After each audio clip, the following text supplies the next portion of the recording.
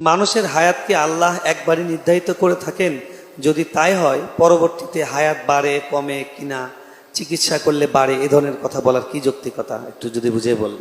এ সম্পর্কে একটি হাদিস, আল্লাহ রাব্বুল আলামিনের কাছে সকল তাকদিরই চূড়ান্ত, কিন্তু তাকদিরের যে লেখক ফেরেশতারা আছে তাদের কাছে তাকদির দুই প্রকার, একটা তাকদিরে মোবরাম আর একটা গায়রে মোবরাম, একটা চূড়ান্ত একটা অচূড়ান্ত।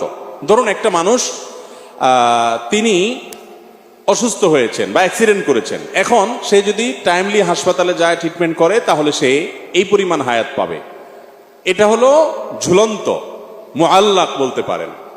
আরেকটা হলো যে না, প্রত্যেকটা মানুষের একটা লিমিটেড একটা ফিক্সড বাজেট আছে। ফর এক্সাম্পল আপনার 50 বছর আপনার বাজেট আছে হায়াত, বাকি আপনার লাইফস্টাইলের উপরে আপনার পদক্ষেপের উপরে নির্ভর করে আরো 30 বছর 20 বছর 40 বছর আপনি বাঁচবেন।